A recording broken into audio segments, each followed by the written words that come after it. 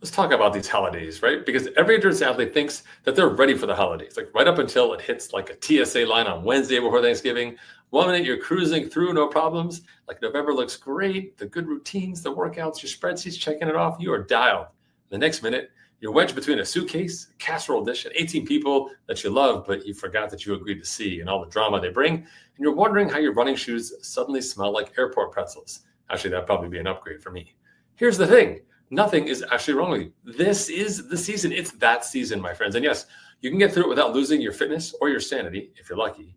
But holiday training isn't about perfection. I don't care how Aunt Edna wraps her gifts.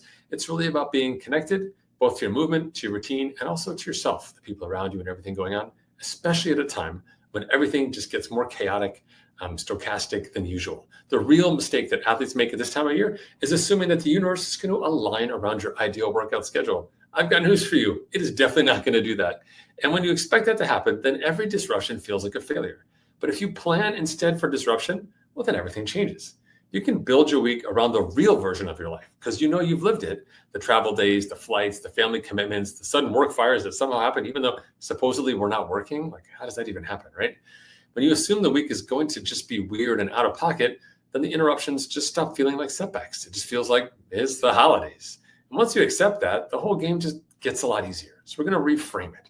Because all you need now is just a handful of minimum viable workouts, the bridge between where you are now and where you'll be afterwards, your break glass in case of emergency sessions. A short run, a quick trainer ride, a power walk for a lunch window, maybe a bodyweight circuit squeezed like into a guest room at your in-laws or something like that. Like, who knows, right? All those childhood memory smells. Nothing is glamorous, just enough to keep the lights on. There's like a real freedom in having some simple fallback options. It removes all the mental gymnastics you've got to go through to figure out how to transform what you were going to do into what you can possibly do. It also quiets the guilt and that voice in your head. It keeps you consistent, which is ultimately the real goal of this block.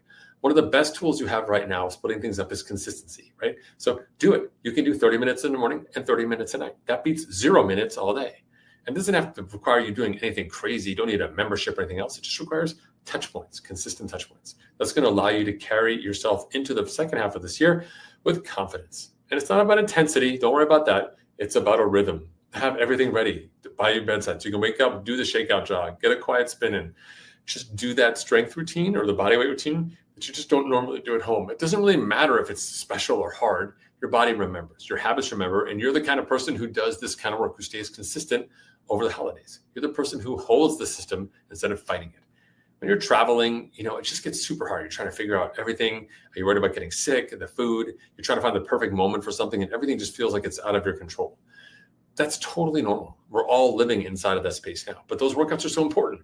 We know that they reset your mental compass. It allows you to stay on track. So no matter where you are, there's still opportunities for you to get the work in. Now, let's be clear. The social time is time with your family, but you can make it active. You can go for walks, do turkey trots, go strolling around, do Christmas lights are around wherever you are, or take the dog for a walk after a big meal.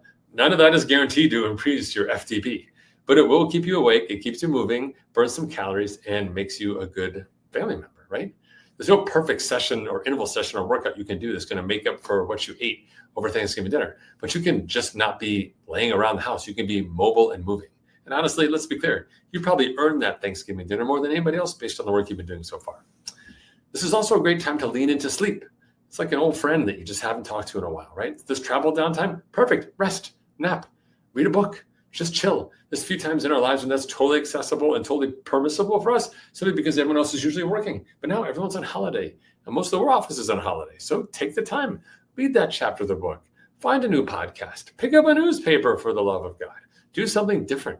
There's something awesome about sleeping in, rolling over, and picking up a book to read, as opposed to jump out of bed and rush downstairs for a cup of coffee before you throw yourself on the bike or throw yourself outdoors, right? Go back to the time when you were a teenager, not because high school was awesome, but because you could sleep in till like 11. You can do it on the holidays. People will be like, whoa, you really went crazy there. And you can say, yes, I did, right? So just remember, you can lean into the rest period, even if you can't get the work done, and that's still really valuable for you, right?